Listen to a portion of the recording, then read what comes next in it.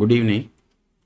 Today we are going to discuss the various techniques we use in clinical examination in otology. Otology is actually a subject where we study the diseases pertaining to the ear. So, ear is a very small organ to examine with, and it needs some specialized tools. In our previous lecture, we went through the various techniques in history taking pertaining to otology. This is a follow up of the same topic where we will discuss the clinical examination techniques which you use in the field of otology. So, in this lecture, I won't be discussing the history taking nuances. I'll be confining my discussion only to the clinical examination in otology. No, as with any other clinical examination, everything starts with inspection. Actually, in our when you go through your clinical subjects, they will teach you how to examine. First thing you need to inspect the area, inspection. Then you palpate, touch and feel the area, that is palpation, and then comes a percussion. But here, as far as the ear is concerned, inspection plays a very important role in the diagnostic armamentarium of a surgeon. So we need to spend a lot of time inspecting the ear. And now, before embarking on the exact clinical inspection, we need to follow certain rules. I am giving these rules in the form of a checklist. First thing is, before starting the examination, the consent of the patient should be secured. Consent to examine the ear should be sought. And if the patient happens to be a child, the parent's consent should be sought. And then seek history or the presence of ear pain. So if the patient is complaining of ear pain, the examiner or a doctor needs to be little bit gentle while attempting to examine the ear, because the ear pinna needs to be pulled upwards and outwards for the external canal to be straightened. Without a straight external auditory canal, the eardrum cannot be visualized. So, before pulling the pinna in an attempt to straighten the external auditory canal, the examiner should rule out the presence of otology by careful history taking. And then, the rule of thumb is the good ear should be examined first before embarking on examination of the symptomatic ear. So these three things are sacrosanct as far as examination of ear is concerned.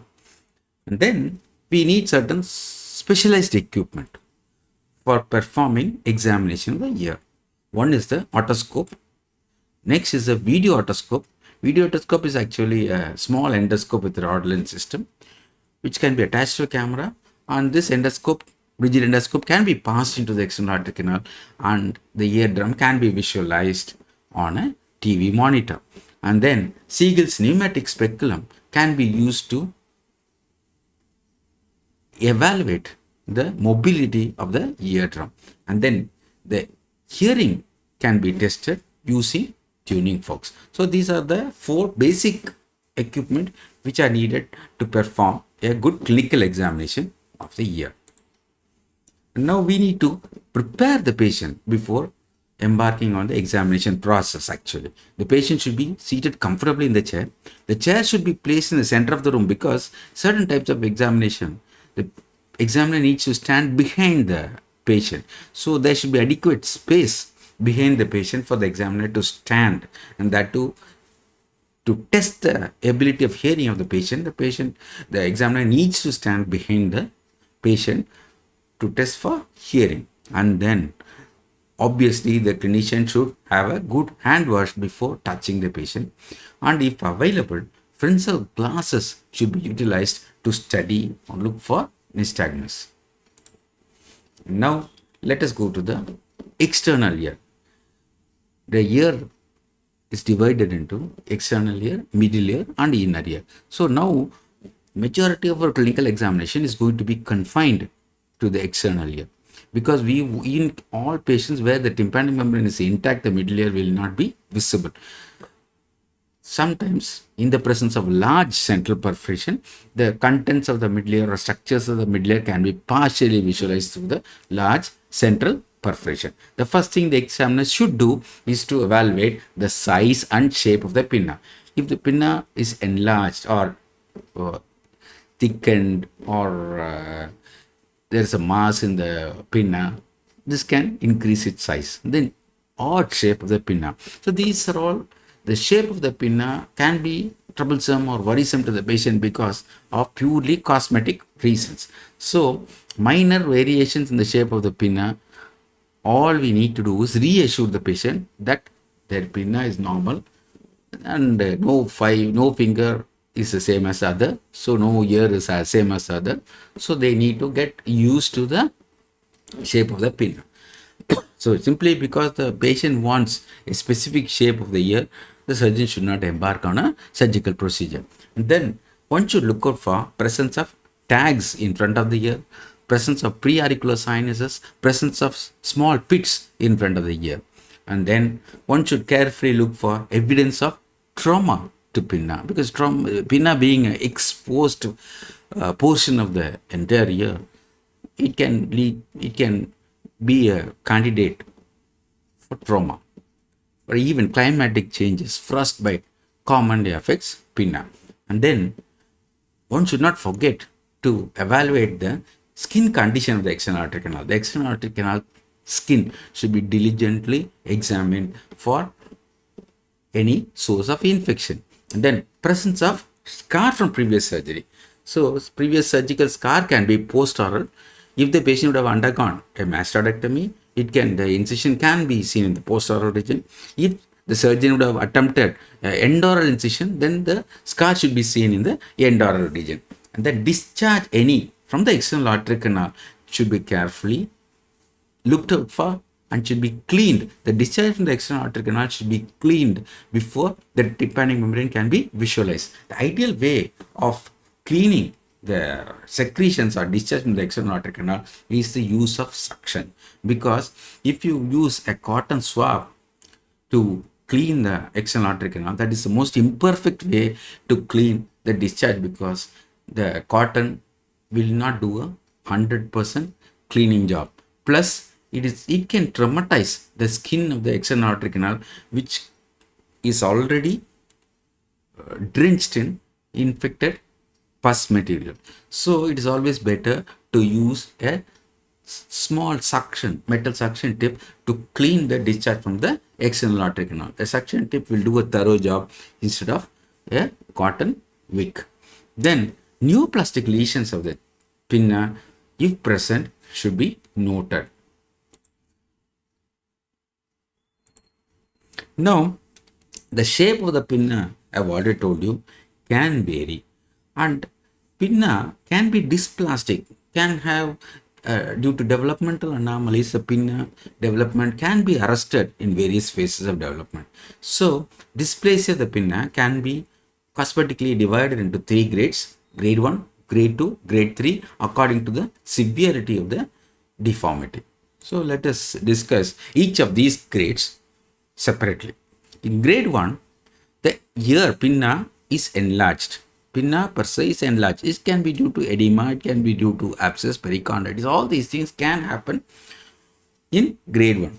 And then other anomalies of the pinna include cryptocia, protruding ear, satire ear, stachel ear, Darwin's tubercle, shell ear, Mozart ear, lop ear. So we will see all these types of abnormalities in our subsequent slides. Now, enlarged ear. So pinna per se can be enlarged in the presence of perichondritis. The cartilage of the pinna derives its blood supply, because the cartilage is not directly supplied by blood vessels, so it derives its nourishment from the lining perichondrium. So whenever there is inflammation of the cartilage, what happens is that presence of secretions between the perichondrium and the cartilage, or namely the fibroelastic cartilage, which takes role in the formation of the pinna, the perichondrial lining of the fibroelastic cartilage gets lifted away from the cartilage due to accumulation of secretions or purulent material between the perichondrium and the cartilage. This deprives the cartilage, fibroelastic cartilage, of its vital nourishment, and the cartilage can undergo necrosis. So, in the patients with perichondritis, or this is actually this you can see the cursor now. This is actually a patient with perichondritis. Perichondritis is actually inflammation of the perichondrium of the perichondrial lining of the fibroelastic cartilage. This can be caused by frostbite. It can be caused by trivial injuries uh, and small sports injuries. In fact, in boxing or contact sport injuries can cause perichondritis. And then this is actually oral seroma, where a serous secretions gets collected underneath the perichondrium, thereby lifting the perichondrium away from the fibroelastic cartilage. Again, this is also a dangerous thing. Unless and until you drain this secretion, the underlying cartilage will undergo liquefaction necrosis, and the entire pinna will shrink in size, and the patient will land up with a cauliflower ear. So these two conditions are really vital, and they should be treated properly and on time. So in oral seroma, it should be drained, and further accumulation of serous material under the perichondrium can be prevented by tight bandage. Some of the surgeons prefer to use a POP to keep the perichondrium in tight contact with the cartilage. So this is about oral seroma. Here you see a large keloid. Keloid is nothing but a hypertrophied scar tissue. So this patient had undergone a ear boring in a lobule, and this ear boring has turned into a huge keloid. So if the patient has a tendency to form keloid, again, this commonly occurs following ear boring for wearing earrings. So this also is another common cause of enlarged pinna. Next comes the cryptasia. Cryptasia is actually a congenital condition which is present at birth. The child is born with abnormal ear.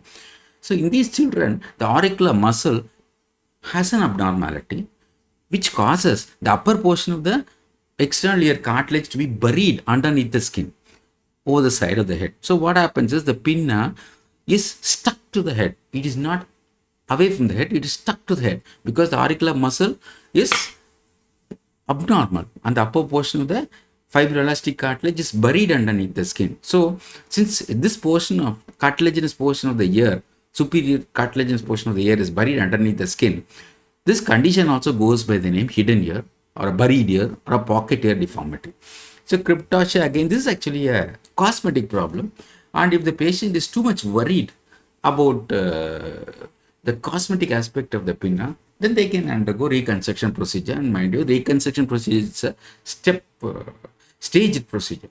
So the patient should be prepared to undergo a surgical procedure, multiple surgical procedures in a phased manner to correct this deformity.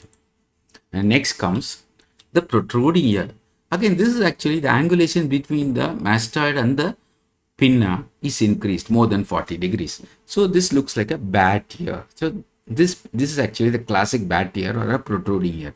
Again, this is a purely a cosmetic problem, and the patient can be reassured to live with this shape of pinna because it is not going to cause any problem as far as the hearing of the patient goes. But still, if the patient is very much worried about the cosmetic aspect of the pinna, then plastic surgery is indicated in these patients. Then here, you should watch my cursor move. So it is satyr ear. This pinna is more or less resembling the pinna of Mr. Spock in our Star Trek serial. Star Trek serial, I don't know, many of you would have been familiar with Star Trek serial. So here, this is actually known as Spock ear or satyr ear. Here you see the superior portion of the pinna assumes a pyramidal shape because of the absence of antihelix. There is no antihelix, and if you observe closely, the lobule of the ear is also absent. So this gives you a peculiar pyramidal shape of the pinna. It's called Mr. Spock ear or a satyr ear. This again is a cosmetic problem which is not going to have any issues as far as hearing is concerned. And this is actually a Stachel here. So if you watch this Stachel here, you can see this has no helix at all. This has no helix at all.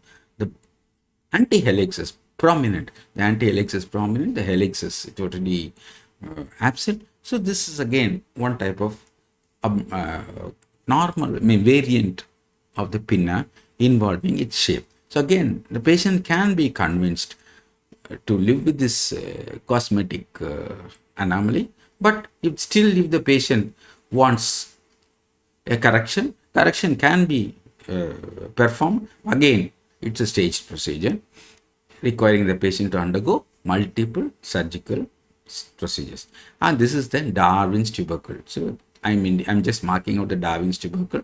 This tubercle is actually seen in the monkeys.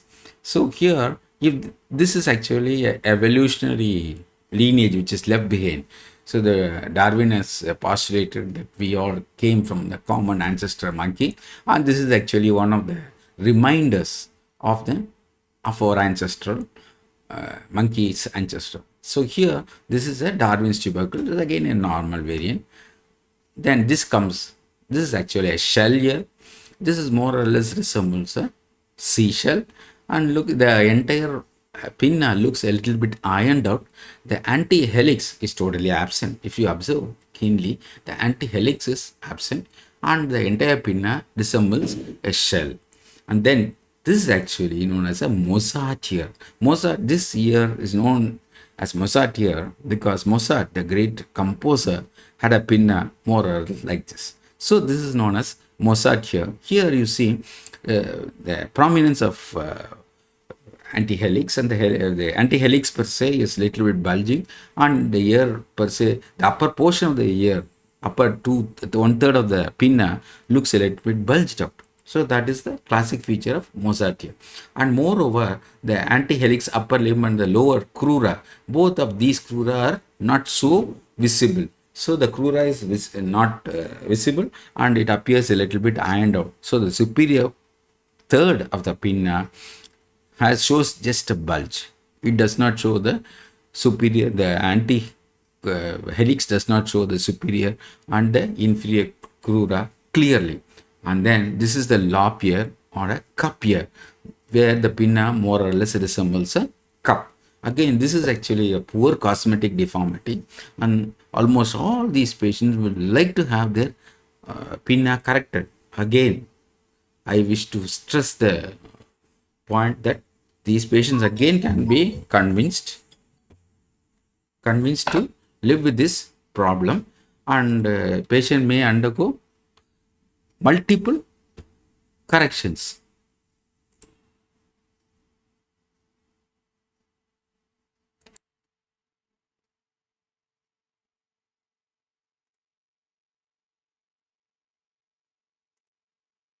Now grade 2.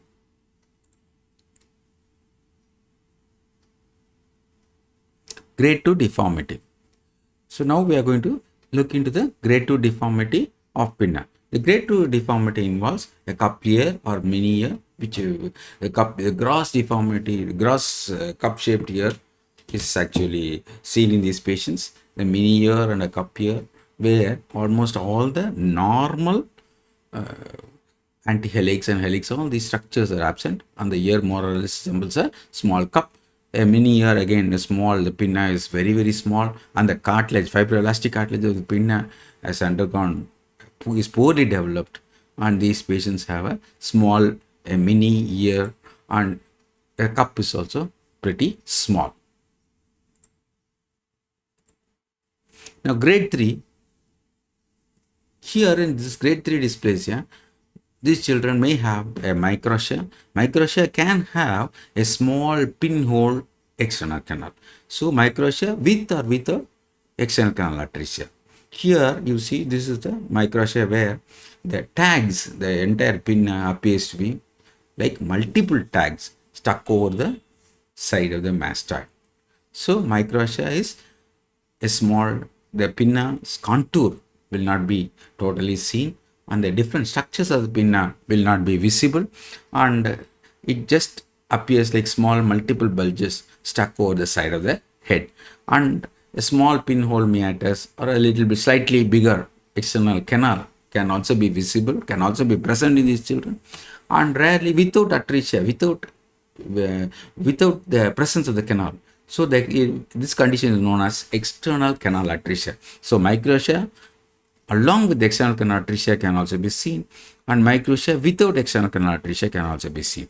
So microtia with external canal atresia will cause conductive deafness, and microtia without external canal atresia, the conductive deafness is not that much evident. So these children again, they will prefer their pinna to be reconstructed. Again, it is a cosmetic surgical procedure, taking multiple surgeries to correct the deformity. And then next comes anorexia, where there is total absence of pinna and also the total absence of external auditory canal.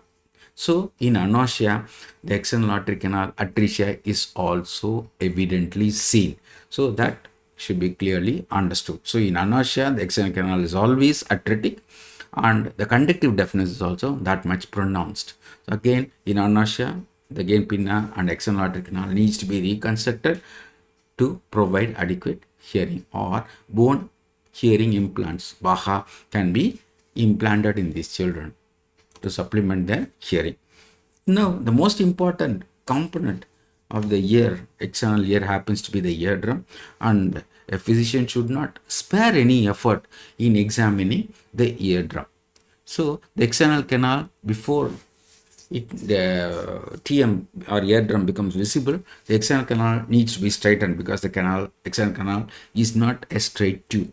So by inserting a Gruber's oral speculum, any oral speculum, if you try to insert it into the external canal, it straightens the canal and brings the tympanic membrane into visibility.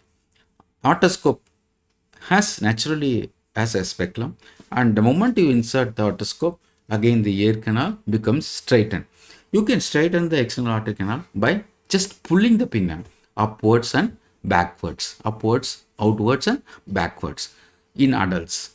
Whereas in children, in infants, the canal needs to be pulled downwards and backwards to straighten the external aortic canal. This change, the small change in pulling the pinna, is because in infants and young children, the bony portion of the external aortic canal is not totally developed.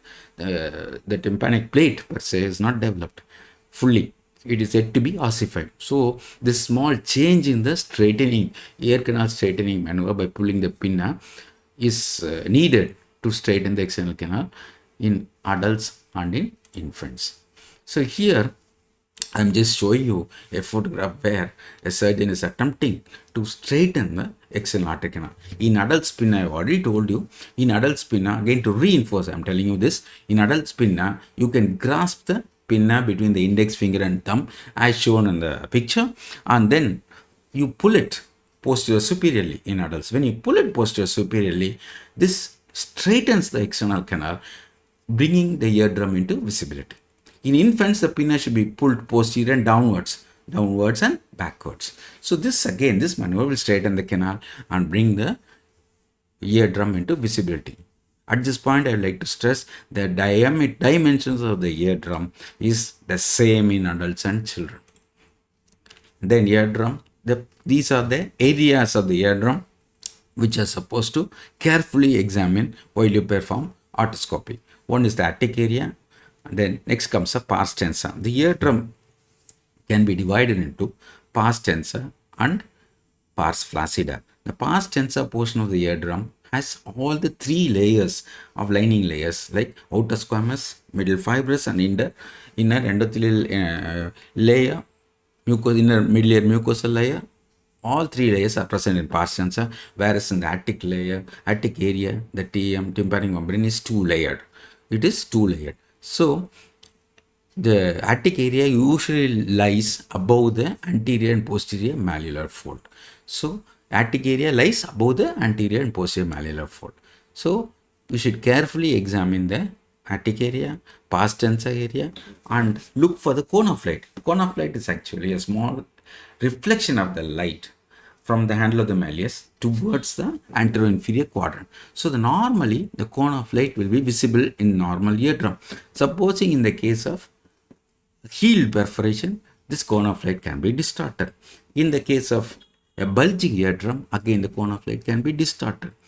In the case of a retracted eardrum, again the cone of light will be distorted. Then look out always for the handle as well as the lateral process of malleus. And rarely you can also see the long process of incus, you can see the depth stapes, you can see the promontory, and you can even see the eustachian tube orifice in the presence of a large central perforation. Now, the color of the eardrum. So, the color of the eardrum is very important. Normally, a normal drum will be pearly white in color. A red drum is seen here. This is actually a classic feature of red drum, which is bulging in nature. This is classically seen in acute otitis media. And then a blue drum is actually seen in secretory otitis media. This is a blue drum. And red drum, another cause of red drum is presence of glomus jugulare, presence of glomus mass in the medullary cavity, and which will be reflected through the thin eardrum as a blue mass. So that is one of the cause of blue drum. And then flamingo drum is again seen in active otosclerosis, active spongiasis, where dilated blood vessels in the promontory can be seen as a flamingo's feet, red flamingos. Flamingo's feet will always be red in color. So that is the reason why it's called flamingo's drum, flamingo's colored drum. And here, rarely in tympanosclerosis, where you see the patch here, I'm indicating the patch with my cursor. This is actually common cause of white drum. The drum can also appear white because of the presence of tympanosclerotic plaque. Always, whenever you see a white drum like this, it indicates the presence of tympanosclerosis. This is nothing but a scarred area of the tympanic membrane where the perforation has healed with this scar formation. This is actually a picture which shows you the cone of light. So this is actually, I'm indicating the normal cone of light. This is the handle of the malleus, anterior inferior quadrant. You see the cone of light. This is the attic area. This is the attic area. I'm showing with the cursor. This is the anterior malleolar fold. This is the posterior malleolar fold. This is the pars tensa. So here, this is the anterior inferior quadrant, anterior malleolar fold, posterior malleolar fold. This is the attic area, and this is the pars tensa. This is a normal cone of light. Here you see a retracted drum. So what is a retracted drum? You see the prominent anterior and posterior malleolar fold. You see the prominent anterior and posterior malleolar fold. The handle of the malleus is indrawn. So this causes apparent shortening of the length of the handle of malleus. So a foreshortening of the handle of the malleus. It goes with the name foreshortening of the handle of the malleus. And then distortion of the cone of light. The cone of light appears distorted and the entire pars tensa appears to be pulled inwards. Entire pars tensa is pulled inwards, medially. So again I repeat, the features of a retracted eardrum includes presence of prominent anterior and posterior malleolar fold, apparent foreshortening of the handle of the malleus because it is being pulled medially, distortion and absence of the cone of light, retracted eardrum, and then prominent lateral process of the malleus. You see the prominent lateral process of the malleus. I'm indicating with my cursor. Next, a surgeon should never forget to perform a pneumatic otoscopy because in children, because in children, the tympanic membrane is a little bit thicker because of the presence of a thick fibrous middle layer of the eardrum. So this, in cases of acute otitis media or a secretory otitis media, the tympanic membrane may not be bulging at all. The tympanic membrane may not be bulging at all. The only way of identifying secretory otitis media in children is to perform a pneumatic otoscopy. So before performing a pneumatic otoscopy, you can use an otoscope. Ideally, currently everyone prefers to use a otoscope with a pneumatic attachment.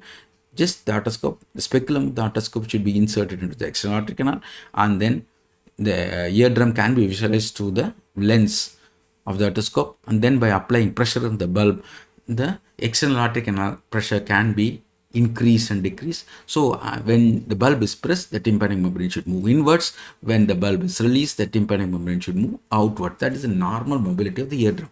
So in the presence of secretory otitis media, or in the presence of atelectasis or middle retraction pockets, retraction pocket in the middle ear cavity, vacuum created retraction pockets, the mobility of the eardrum will be impaired, or sometimes in rare cases the mobility of the tympanic membrane may also be totally absent. So previously I used to use this instrument known as a Siegel's pneumatic speculum. Again, this is more or less, this has a convex lens. It can enlarge the image or size of the tympanic membrane by 2.5 times. This can be introduced into the external aortic canal with the speculum, attached speculum, and the bulb can be used to increase the pressure in the external aortic canal, pushing the eardrum inwards. And the moment the bulb is released, the eardrum snaps back into its original position. That's how the mobility can be tested using a Siegel's pneumatic speculum. The Siegel's pneumatic speculum has other uses also. It can be used to dispense antibiotic drops. The entire canal can be filled with ear drops, and then this speculum can be inserted, and then by applying pressure in the bulb, the optimal concentration of the drug getting into the middle ear can be ensured. So this Siegel's pneumatic speculum has two potential uses. One is to perform a pneumatic otoscopy, and then next is to ensure the ear drops which is instilled into the external aortic canal reaches the middle ear in adequate concentration. Next, I'm going to show you the certain common conditions which you can encounter when you do a otoscopy. This is actually a fungal mass. If you see dark spots, it is due to aspergillus. White is obviously candida. So these patients, presence of fungus can have a following sequelae. It can cause irritation of the skin. Thereby, these patients will, due to the presence of itching, the patient will have a constant urge to keep cleaning the external aortic canal. They will be forced to use ear, earbuds, and to attempt to scratch the ear. What happens is this causes inflammation of the skin lining of the external aortic canal, causing otitis externa, which is actually a very painful condition. So this is actually a fungal infection. One is caused by aspergillus. This is actually white, is nothing but candida. This picture I'm showing just to show how even in the presence of normal drum, when it is retracted, you can see the entire middle ear structures. So this otoscopy picture shows you literally the entire middle ear structure. So this is actually the handle of the malleus. Totally the entire drum is plastered to the middle ear cavity. It's virtually it is clothed the entire middle ear structure. So this is the handle of the malleus. This is actually the malleolar folds, anterior and posterior, and this is the incus, and this is the stapedial tendon. This is the stapedial tendon. This is the suprastructure of the stapes. I am indicating the suprastructure of the stapes with my cursor. And then this is the oval window, and this is the pyramid, and this is a round window. This is actually the round window. I am indicating round window with the cursor. This is the pyramid. This is the stapedial tendon, and this is the head of the stapes. This is the oval window. This is the lung process of the incus. This is the handle of the malleus. So the entire structure of the middle ear cavity is visible, and this is the attic region. This is actually the attic region.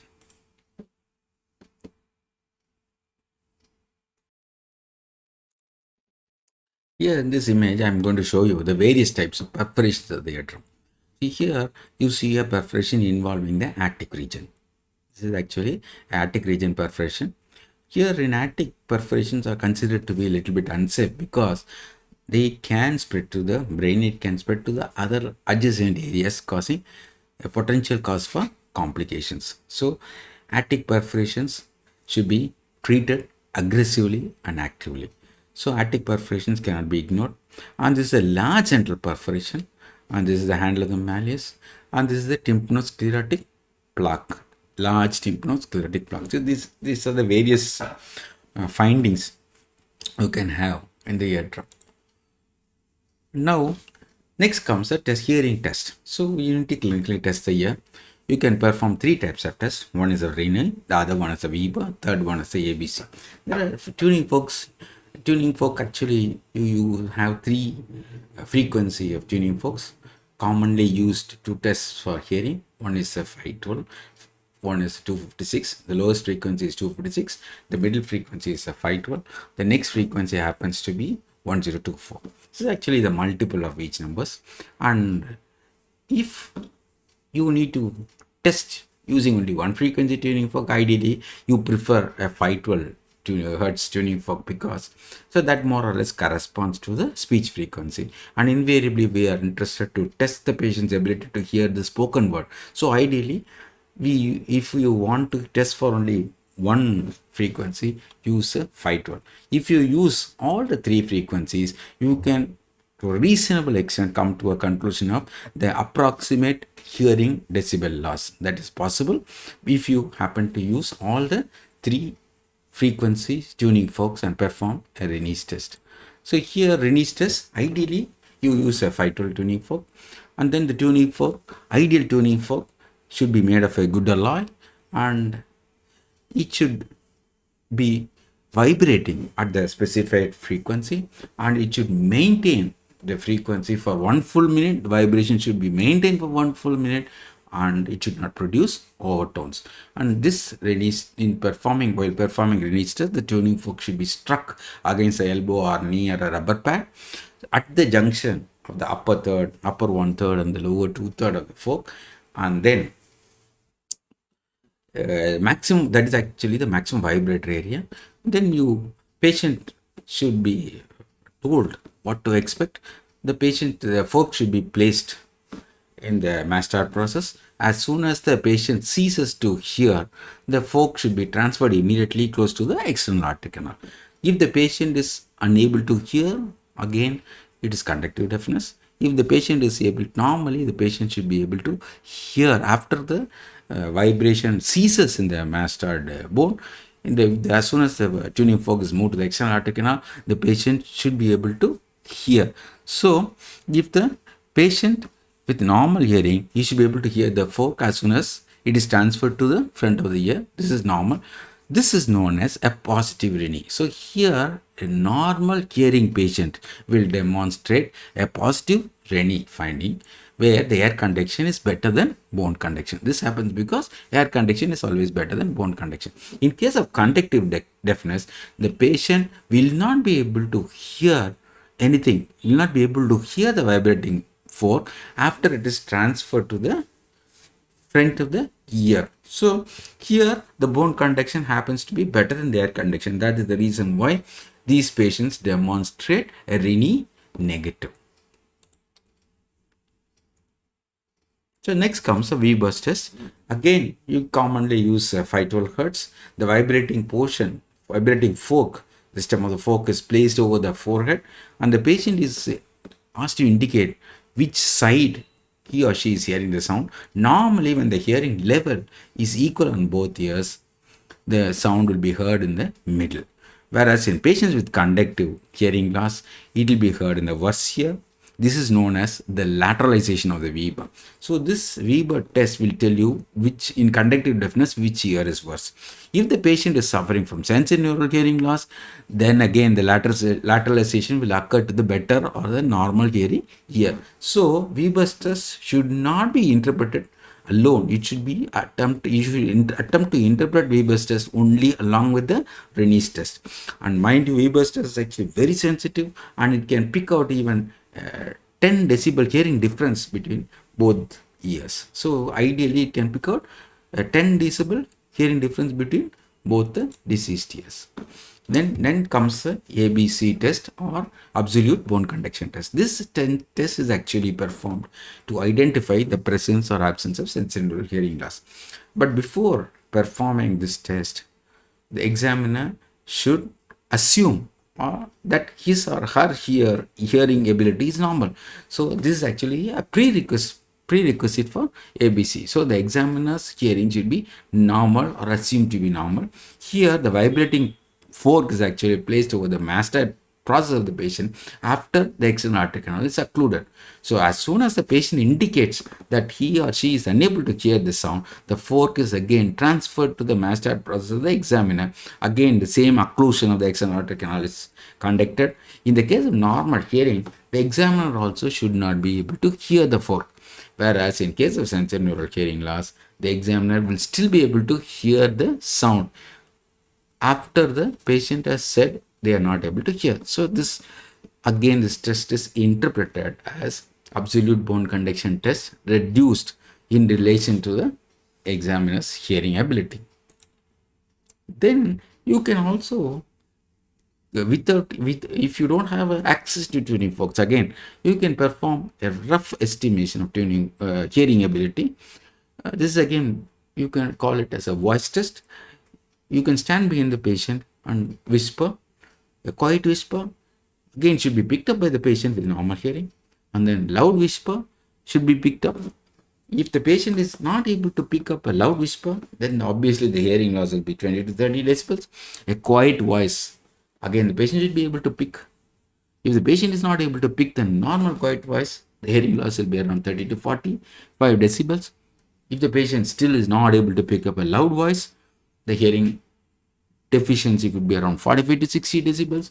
And then if the patient is not able to pick up a shout from the examiner standing behind him, say just 1 feet behind the patient, again the patient is ideally would have a hearing deficit of around 60 to 80 decibels. These tests actually can be performed in a cursory manner for bedside examination when tuning fork facilities are not available, or the surgeon does not have access to the tuning fork. This is a gross way of estimating the hearing ability of the patient. Again, I won't advise you to resort to this.